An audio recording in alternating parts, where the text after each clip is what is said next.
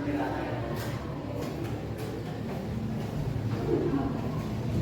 Assalamualaikum warahmatullahi wabarakatuh.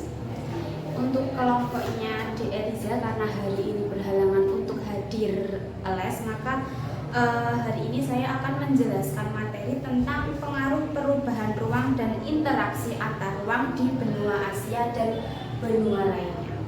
Maksudnya di materi yang akan kita bahas ini bagaimana?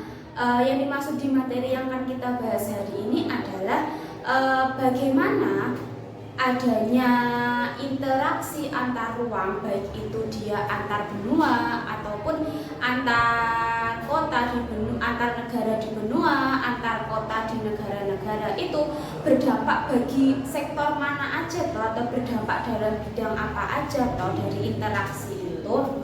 Pastinya dari interaksi tersebut tidak hanya dia itu berdampak pada satu sisi saja, tetapi dia juga berdampak di sisi-sisi lainnya, di bidang-bidang lainnya. Nah, itu yang akan kita bahas dan kita pelajari di materi sore ini.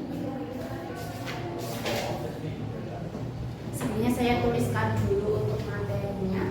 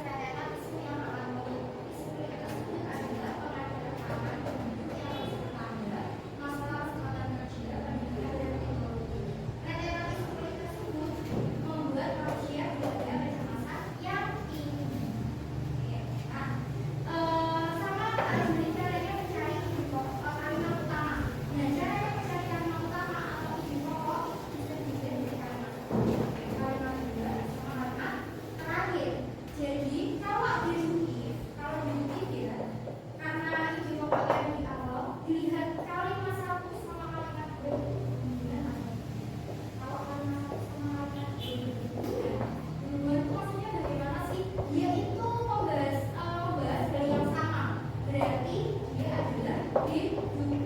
Contohnya yang ini, manusia diadakan pakai serangkaian isu yang amat rumit. Isu kulit tersebut adalah kematian keuangan penduduk yang terus bertambah. Ini kalimat satu, ini kalimat dua. Antara kalimat satu sama kalimat dua membahas yang sama. Iya, apa yang dibahas? Isu kulit. Oke, berarti karena dia itu membahas yang sama, berarti ini pokoknya ada di awal saya. Bisa ada di awal. Nah, kalau misalnya campuran itu, berarti nanti di paragraf terakhir itu membahas yang sama. Hanya lapis kulit tersebut membuat manusia dilanda kecemasan yang tinggi. Berarti di kalimat satu tadi juga membahas isu yang amat pelik. Di sini membahas apa? Iya, serangkaian isu pelik. Di sini juga serangkaian isu pelik. Berarti kan membahas yang sama. Makanya ini disebut dengan paragraf campuran. Karena antara kalimat satu sama kalimat terakhir itu membahas beda. Nah, kalau yang induktif itu berarti kan ide pokoknya ada di akhir. Ya berarti bisa dilihat yang pertama sama kalimat kedua. Berarti kalau induktif ini kalimat satu sama kalimat dua itu berhubungan? Tidak, gitu. Ini tidak berhubungan. Terus kalau berhubungan, setelah itu apakah semuanya itu induktif? Bisa dilihat dari induktifnya. Induktif ini bentuknya adalah simpulan. Jadi kalau di kalimat terakhir itu bentuknya simpulan dari satu paragraf, berarti dia adalah induktif. Jadi kalau di induktif, kalimat satu sama kalimat dua itu kalimat satu sama kalimat dua dia berhubungan. Kalau induktif kalimat satunya sama kalimat keduanya itu tidak berhubungan. Setelah itu kalau campuran itu antara kalimat satu sama kalimat terakhir. Dia itu berisi hal yang sama. Ya, baik. Untuk yang pertama yaitu interaksi keruangan antar desa dan antar kota di Asia ataupun benua lainnya ini ternyata berdampak bagi kehidupan masyarakat sehari-hari, baik dia dalam kehidupan sosial, dan kehidupan ekonomi, budaya ataupun kehidupan politiknya. Nah, di sini bagaimana tuh dampaknya adanya interaksi antar desa, antar kota di benua Asia ataupun benua lainnya ini? Yang pertama dia itu semakin beragamnya orientasi mata pencarian. Adanya interaksi antar kota, interaksi antar desa membuat warga atau masyarakat yang berinteraksi itu menjadi berwawasan luas. Jadi yang dulunya mungkin dia hanya sebagai seorang petani, tapi karena orang-orang ini saling berinteraksi, orang-orang ini dia itu saling berkomunikasi, akhirnya ternyata di desa sebelah itu mereka orangnya itu tidak hanya petani saja loh, ternyata dia itu juga bermata pencarian sebagai seorang mungkin dia bergerak di bidang industri gitu, misalnya dia membuat mebel ataupun dia sebagai pembuat bidang-bidang di bidang tekstil atau bagaimana. Nah, ternyata di sana tidak hanya petani aja. Akhirnya masyarakat di desa yang dulunya itu hanya sebagai seorang petani saja, mereka terinspirasi. Ternyata kalau kita bermata pencarian sebagai seorang pengrajin gerabah gitu misalnya, ternyata itu juga worth it loh, itu juga menghasilkan uang ataupun menghasilkan penghasilan. Nah, akhirnya ditirulah oleh masyarakat sebelah tadi yang dulunya dia hanya sebagai seorang petani. Nah, dan pada akhirnya mereka bermata pencarian tidak hanya sebagai seorang petani saja. Kemudian yang kedua, semakin meningkatnya produktivitas. Yang mungkin dulunya ya dari awalnya dia hanya sebagai seorang petani tadi, dia memaksimalkan atau mengerjakan pertaniannya itu dengan tenaga manusia saja. Tetapi karena adanya interaksi dengan orang-orang sekitarnya atau adanya interaksi dengan mungkin desa sebelah dengan kota sebelah, membuat mereka itu menjadi tahu ternyata di luar sana itu banyak sekali loh alat-alat yang lebih canggih yang digunakan sebagai alat pertanian, mungkin untuk membajak sawah, untuk memanen padi. Ternyata di kota sebelah atau desa sebelah itu sudah menggunakan alat yang canggih itu.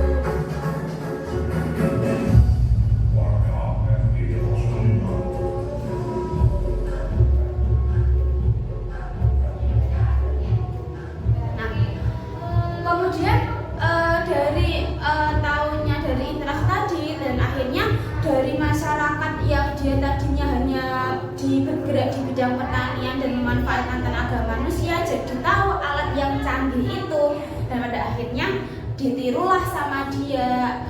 Dia jadi menggunakan alat yang lebih canggih dan menunjang produktivitas mereka.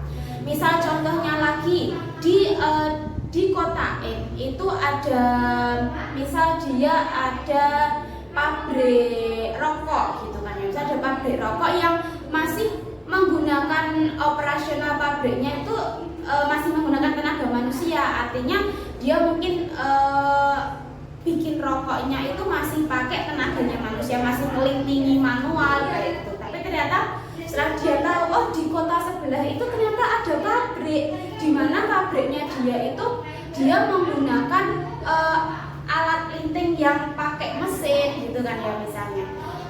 Oh ini boleh nih ditiru di desa kita atau di kota kita agar kita tuh bisa menghasilkan hasil produksi yang lebih banyak. Nah itu karena kan adanya interaksi, kan tadi dampaknya dari interaksi.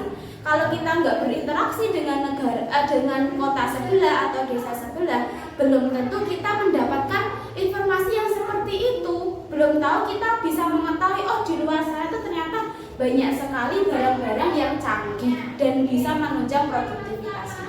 Jadi adanya dampak dari interaksi itu bisa meningkatkan keproduktivitasan manusia itu lebih tinggi lagi.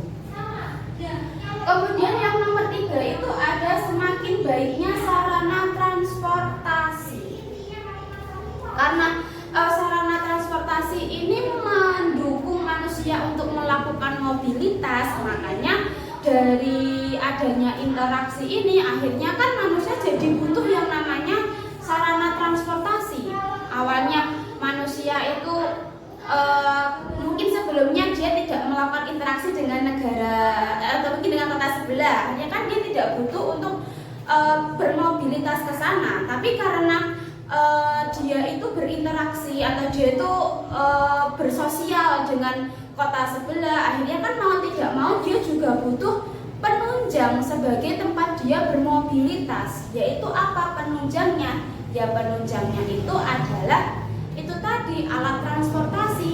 Ya mungkin awalnya dulu dia tidak ada yang namanya angkutan umum, tapi karena memang kehidupan pada saat itu mengharuskan atau memang harus ada alat transportasi karena orangnya itu bermobilitas, akhirnya jadi adalah yang namanya angkutan umum. Mungkin kalau dilihat dari zaman sekarang, dari zaman dahulu sampai zaman sekarang itu kan alat transportasi sangat berkembang. Kenapa kok bisa begitu? Ya karena semakin banyaknya mobilitas para manusia-manusia ini. Loh kok dia bisa bermobilitas? Kenapa? Ya awalnya karena adanya interaksi tadi. Contoh seperti ini. Dulu mungkin tidak ada yang namanya, kalau di Surabaya itu ada yang namanya bus Surabaya. Kalau itu namanya bus Surabaya yang warnanya merah itu.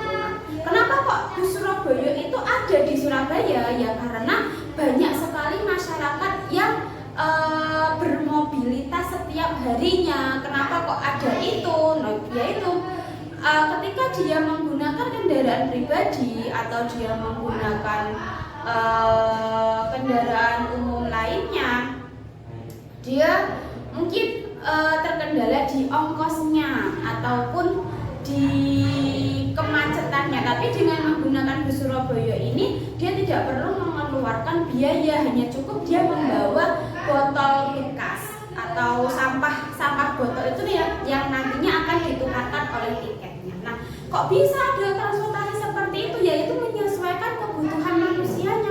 Memang orang-orang di sana itu butuh transportasi yang seperti itu karena di sana banyak sekali orang berinteraksi antar kota, interaksi antar daerah untuk melakukan kebutuhan hidupnya dalam hal lain yaitu untuk bekerja. Nah, kalau orang-orang di situ tidak banyak yang bekerja, belum tentu ada yang namanya kemajuan transportasi kayak gitu. Kalau mungkin dulu zaman dahulu kan nggak ada yang namanya sepeda motor itu kan, sepeda motor nggak ada, mobil-mobil yang sampai sekarang sampai saat ini kan dulu tidak ada. Kenapa kok sekarang itu bisa ada? Ya karena orang-orang itu sekarang sudah banyak berinteraksi dengan masyarakat luar. Orang-orang itu tidak hanya berdiam diri di rumah saja. Akhirnya kan mau tidak mau ya kita butuh alat transportasi toh buat mobilitas. Akhirnya muncullah sepeda dengan model yang A, model yang B, mobil model A, model B. Itu karena adanya interaksi tadi. Kemudian yang nomor 4 adalah berkembangnya media massa. Media massa di sini itu bisa dalam bentuk mungkin dia itu semacam koran, semacam televisi ataupun yang lainnya yang menjadikan manusia itu menjadi melek akan informasi atau isu-isu di luar sana. Nah, itu juga dampak dari adanya interaksi sosial tadi. Kalau mungkin orang-orang tidak berinteraksi, belum tentu orang-orang itu mengembangkan media massa ini. Ya udah, kalau mungkin nggak ada interaksi ya nggak perlulah mereka perlu tahu isu-isu kayak gitu. Kalau mungkin mereka hanya berdiam di rumah. Tapi karena memang dia melakukan interaksi dengan masyarakat luar, mereka melakukan interaksi dengan mungkin masyarakat antar daerah, antar kota, ya mau tidak mau kan mereka memang butuh media yang seperti itu. Akhirnya semakin berkembanglah banyak sekali media massa yang digunakan oleh masyarakat. Yang nomor 5 yaitu semakin berkembangnya tempat pendidikan. Kalau dilihat dari zaman dahulu kan mungkin di zaman orang tua kita dulu sekolah itu tidak sebanyak yang sekarang. Kalau zaman dahulu mungkin orang-orang itu kalau mau sekolah harus menempuh jarak yang sangat jauh, harus menempuh beberapa kilo dari rumahnya. Karena sekarang sudah banyak sekali orang-orang yang berinteraksi dengan masyarakat luar, adanya mungkin interaksi antar masyarakat dan pemerintahan, dan pada akhirnya membuat pemerintahan ini menjadi tahu, oh ternyata keadaan di desa X, keadaan di kota X ini masih membutuhkan lembaga pendidikan. Ternyata di sana itu belum ada yang namanya lembaga pendidikan, dan pada akhirnya dibangunlah lembaga-lembaga pendidikan di kota-kota atau di desa-desa yang belum ada lembaga pendidikan. Jadi kayak sekarang itu menjadi banyaknya lembaga pendidikan, bahkan setiap desa itu pasti mempunyai lembaga pendidikan. Yang terutama itu di jenjang sekolah dasar itu pasti mempunyai, karena dulu nggak seperti itu, karena dulu masyarakat masih belum banyak berinteraksi dengan masyarakat luar lainnya. Tapi karena sudah ada berkembangnya zaman, banyak sekali orang-orang berinteraksi baik dengan masyarakat lainnya, baik dengan pemerintahan, akhirnya ya jadilah seperti ini, seperti keadaan kita saat ini. Banyak sekali lembaga-lembaga pendidikan yang dibangun di setiap desa, bahkan di tingkat sekolah dasar ataupun tingkat sekolah menengah di setiap kecamatan kayak gitu. Nah, ini merupakan dampaknya dari interaksi yang terjadi dari antar desa ataupun antar kota di benua Asia dan benua lainnya. Nah, selanjutnya itu ada pula pengaruh dari interaksi ini terhadap antar negara di benua Asia ataupun benua lainnya. Nah, dampak dari interaksinya itu seperti apa? Yang pertama itu ada pengaruh dan perubahan interaksi antar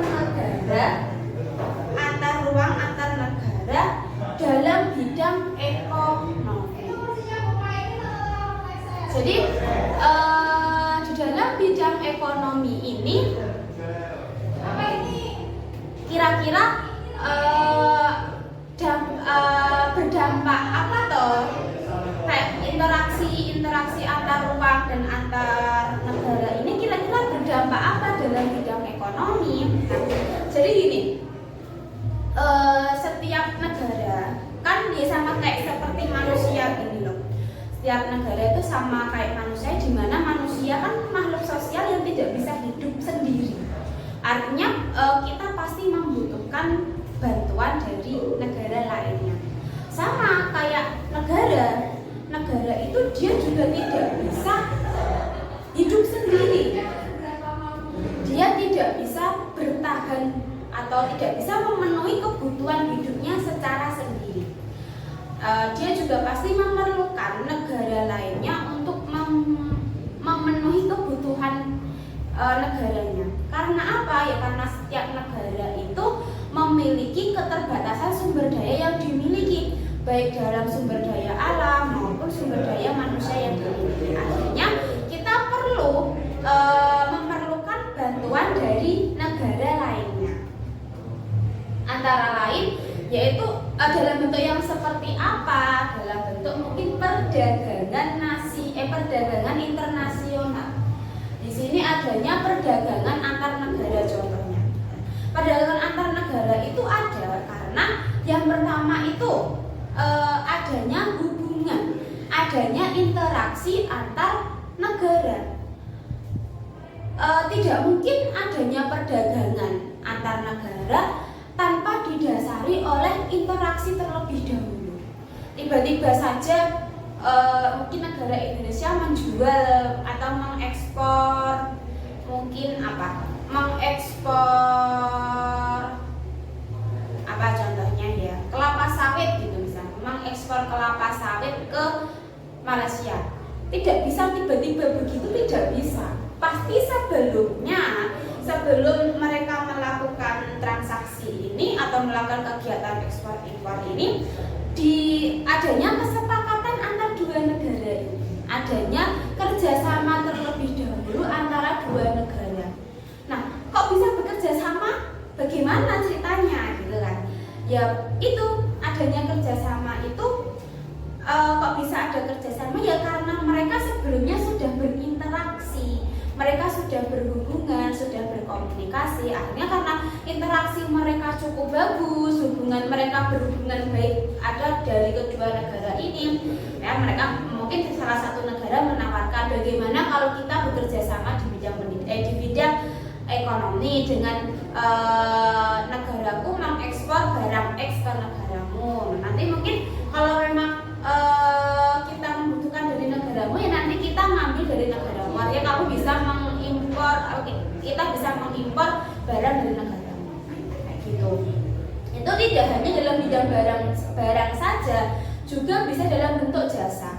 Artinya jasa di sini itu yang berbentuk seperti apa? Nah kan juga banyak sekali tenaga kerja kita yang bekerja ke luar negeri, ya kan, namanya tenaga kerja Indonesia. Nah TKI, tenaga kerja Indonesia itu merupakan bentuk kerjasama dalam bidang jasa. Jadi yang ditawarkan atau yang diekspor ataupun diimpor itu adalah jasanya. Ya sekali kan tenaga kerja yang bekerja di luar negeri ataupun tenaga kerja dari luar negeri bekerja di Indonesia. Nah, terus dampaknya apa dari perdagangan ini? Dampaknya ya masing-masing negara itu memperoleh keuntungan, baik itu keuntungannya dalam bidang materi maupun non materi. Maksudnya keuntungan dalam bidang non materi itu yang seperti apa? Misalkan contoh dalam bidang materi, ya kita mendapat keuntungan berupa uang. Karena kita menjual barang, akhirnya kita mendapat keuntungan. Kalau dalam bidang non materi bisa dilihat dari jasanya. Ketika mungkin di Indonesia ini kekurangan misal jasa apa? Kayak jasa tenaga kerja gitu kan ya. Di Indonesia ini kekurangan, akhirnya ada tenaga kerja dari luar negeri yang datang ke Indonesia. Nah, disitulah dampaknya kita merasakan bermanfaat peningkatan dari perdagangan itu dalam bidang non materi, maksudnya dalam bidang jasa itu. Akhirnya kebutuhan jasa di negara kita menjadi terpenuhi. Itu merupakan pengaruh interaksi antar ruangnya di bidang ekonomi. Kemudian yang kedua yaitu pengaruh perubahan dan interaksi antar ruang negara terhadap bidang sosial. Di sini contohnya itu adanya wisatawan datang ke Indonesia.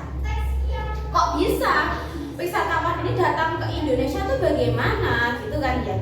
Ya itu tadi, tidak mungkin mereka tahu di Indonesia itu ternyata punya loh Bali, punya Raja Ampat, kita punya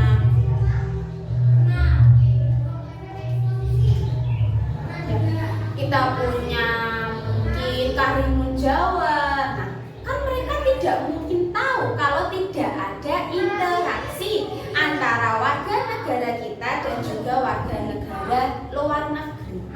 Jadi mereka bisa tahu ya karena adanya dampak interaksi itu tadi, pengaruh dari interaksi tadi. Misalkan karena sekarang sudah ada yang namanya media sosial, sudah ada kecanggihan teknologi.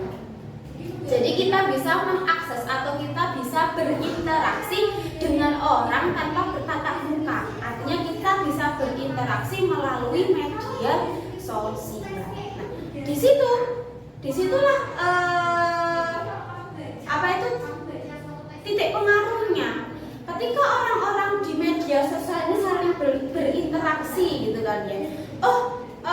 Di Instagramnya si X kok dia ngupload itu ya, upload apa itu dia habis liburan. Kok dia upload tempat wisata yang dia tuh indah banget ya, ini di mana sih? Nah, keterangannya adalah dia ada di Bali, Indonesia gitu kan. Atau mungkin kita bisa mengetahui wisatawan tempat wisata di luar negeri kan juga bisa karena dampak atau pengaruh dari interaksi. Kalau mungkin nggak ada yang namanya interaksi di sosial media, nggak ada interaksi secara langsung, belum tentu orang-orang di luar negeri itu tahu di Indonesia itu punya banyak sekali tempat wisata yang sangat menawan dan sangat indah. Belum tentu mereka tahu. Mungkin seperti contohnya gini,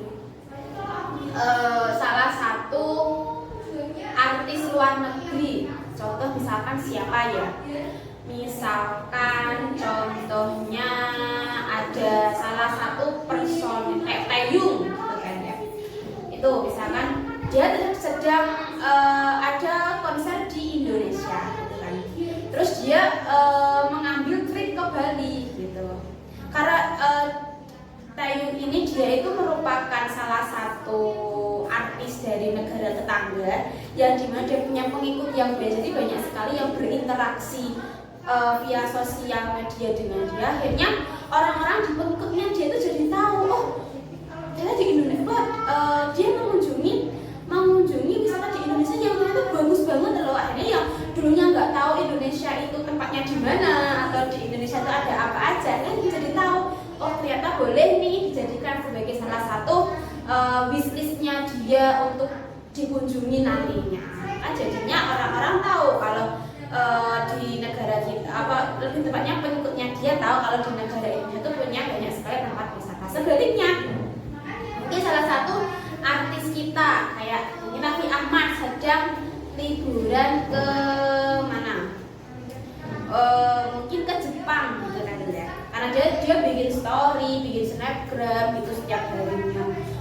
Kayak nunjukin lagi di tempat wisata apa, lagi makan apa di sana gitu kan ya. Nah, akhirnya kan followernya dia kan jadi tahu, orang-orang yang berinteraksi dengan dia via media sosial kan jadi tahu, ternyata itu di Jepang itu ada loh tempat wisata yang bagus, di sana ternyata tuh ada rumah makan yang estetik, misalnya di sana makanannya itu kayak gitu ya kan. Akhirnya kita jadi tahu dan kita dari dampaknya interaksi dari sosial media ini membuat kita menjadi tahu juga ternyata di negara Jepang itu ada kayak gini.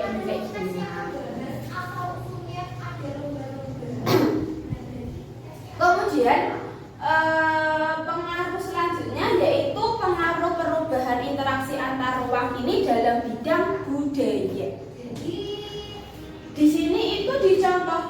banyaknya makanan Jepang yang ditiru oleh negara lain. Ini mungkin sering atau kerap sekali kita jumpai ya.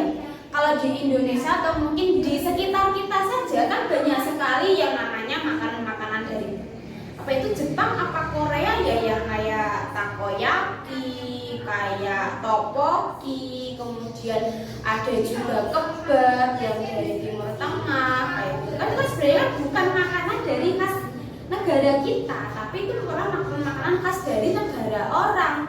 Tapi kenapa kok dia itu bisa sampai di Indonesia, bisa dibuat oleh warga Indonesia? Kenapa? Ya karena adanya interaksi sosial, adanya interaksi antara warga negara kita dengan orang sana. Apalagi sekarang itu sudah ada yang namanya media sosial sebagai tempat manusia berinteraksi. Dari media sosial ya nanti kita bisa mengetahui, di Jepang itu ternyata ada yang kayak gini ya. Di Jepang itu ternyata ada yang namanya, misalkan apa contohnya, makanan makanan apa ya, kalau Jepang itu makanannya ramen gitu kan ya, ada ramen. Akhirnya kok dia di sana tuh banyak peminatnya ya, cobalah karena dia adanya interaksi di media sosial media tadi. Coba aku cari resepnya di YouTube, cari resepnya di Google, buat nanti tak tiru, tak jual di Indonesia. Ternyata benar, ketika dia dijual di Indonesia ternyata dia malah laku keras. Karena orang-orang yang berinteraksi di sosial media ini juga tahu ramen itu mungkin habis dimakan sama salah satu seseorang yang dia gemari. Akhirnya kan dia jadi tahu, di Indonesia ternyata sudah ada ramen. Akhirnya banyak yang beli. Tidak hanya itu juga, mungkin dalam bidang budaya berpakaian gitu kan ya. Soalnya mungkin salah satu artis terkenal di dunia itu mungkin memamerkan gaya pakaian barunya dengan stylenya yang baru. Nah, karena ada yang namanya interaksi tadi, kita bisa dengan mudah mengetahui, kita dengan mudah mendapat informasi tentang dia. Akhirnya dari pakaian baru itu langsung menyebar ke seluruh penjuru dunia. Penjuru dunia tahu karena adanya interaksi tadi. Si artis A, dia memamerkan model bajunya yang baru. Akhirnya banyak orang yang menirunya, dan banyak orang yang meniru dengan model baju yang seperti itu. Tidak hanya itu juga, tetapi juga ada pengaruh perubahan dan interaksi ruang ini, interaksi ruang antar negara ini yang berpengaruh di bidang politik. Ya, kok bisa dia itu berpengaruh di bidang politik itu yang bagaimana toh? Nah, di sini itu salah satu contohnya yaitu berkembangnya kebijakan-kebijakan politik dari masing-masing negara. Jadi karena mungkin orang-orang mengetahui kehidupan politiknya masyarakat orang-orang di negara-negara lain, atau orang-orang mengetahui dari adanya interaksi tadi, ternyata di negara ini sekarang sudah ada peristiwa ini loh, di negara ini sudah ada peristiwa ini loh. Dan akhirnya kebijakan dari negara yang mengetahui tadi menjadi berubah. Nah itu kan kenapa kok bisa berubah ya, karena dampak interaksi tadi. Karena kita berinteraksi akhirnya kita mengetahui, di negara X ternyata ada peristiwa seperti ini. Jadi mungkin biar amannya kita tidak usah ikut-ikutan kayak gitu. Misalnya contohnya terjadinya pertikaian antara Palestina dan Israel gitu kan ya, contohnya. Kan Indonesia mengetahui kan, karena kita kan juga berinteraksi dengan masyarakat luar, kita juga tidak menutup diri dari adanya informasi, karena kita juga mengetahui, kita berinteraksi dengan mungkin duta besar di sana gitu kan. Di sini terjadi pertikaian antara Israel dan Palestina. Karena Indonesia sendiri mendukung perjuangannya Israel, akhirnya Indonesia memutuskan untuk tidak menjalin hubungan diplomatik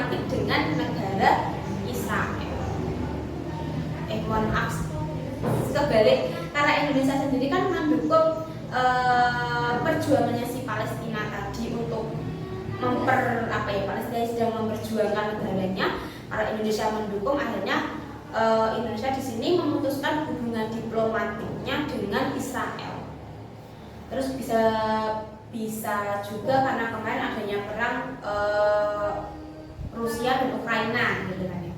Itu Indonesia memilih untuk tidak berpihak kepada Ukraina ataupun berpihak kepada Rusia, memilih untuk mengambil sifat netral. Nah, dari situ ya Indonesia yang tetap mengambil kebijakan untuk berhubungan dengan mungkin dengan keduanya atau memutuskan untuk tidak berhubungan dengan keduanya. Itu adanya kebijakan baru itu dampak dari interaksi yang ada. Selain itu juga di interaksi perubahan interaksi antar ruang ini juga berpengaruh dalam bidang pendidikan. Di antara lain banyak sekali negara-negara di luar negeri yang dijadikan tujuan tempat pendidikan bagi warga negara Indonesia. Contohnya mungkin banyak sekali warga negara kita yang memilih untuk melanjutkan pendidikan mungkin di Harvard University atau mungkin di Oxford University. Nah, kok mereka tahu di dunia atau di luar negeri itu ada kampus itu? Kok bisa tahu ya? Karena adanya interaksi tadi. Karena mereka berinteraksi, mereka tidak menutup diri, mereka berusaha untuk mencari informasi dan bertanya, berinteraksi dengan mungkin warga Indonesia yang di sana, ataupun sekarang kan di media sosial juga sudah banyak mencari tahu, akhirnya jadi tahu ada kampus bagus di negara X, ada kampus bagus di negara Y. Itu kan juga akhirnya mereka jadi tahu tempat pendidikan yang kualitasnya bagus kayak gitu. Selain itu kan juga sekarang itu orang-orang yang ada di desa itu kan banyak sekali melanjutkan pendidikan yang lebih tinggi di perkotaan, di kota-kota besar.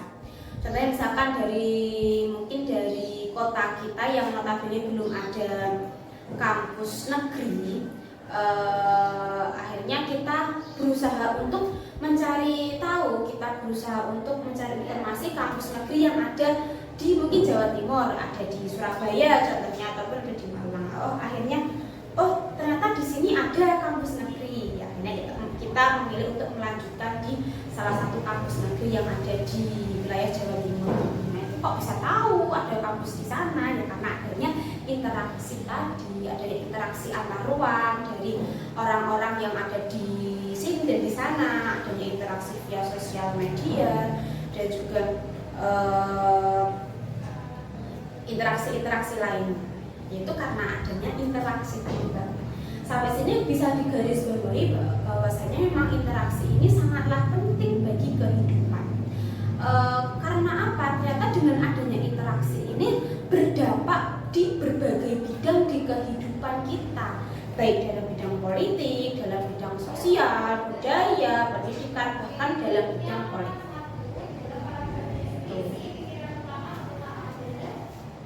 Mungkin kesimpulan dari materi yang saya sampaikan ini.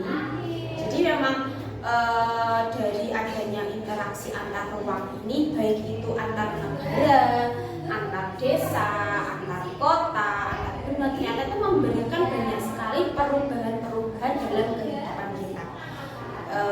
Dari masing-masing kita sendiri ya dapat diambil pelajarannya. Jadi kita tidak boleh terlalu menutup diri untuk tidak berinteraksi dengan orang-orang. Karena apa? Ya dari interaksi itu memberikan dampak perubahan bagi kehidupan, baik itu ya dalam bidang pendidikan, dalam bidang sosial, budaya, politik, ataupun dalam bidang ekonomi. Mungkin kalau nggak ada interaksi, belum tentu kita bisa mencapai kehidupan di titik ini. Kalau nggak adanya interaksi antar ruang ini, nggak adanya interaksi antar negara, antar kota, belum tentu kita bisa merasakan yang namanya kemudahan transportasi sebagai sarana mobilitas. Belum tentu kita bisa merasakan lembaga pendidikan yang saat ini kita bisa rasakan. Belum tentu juga kita bisa merasakan kecanggihan teknologi yang saat ini. Mungkin cukup itu yang bisa saya sampaikan. Bila ada salah katanya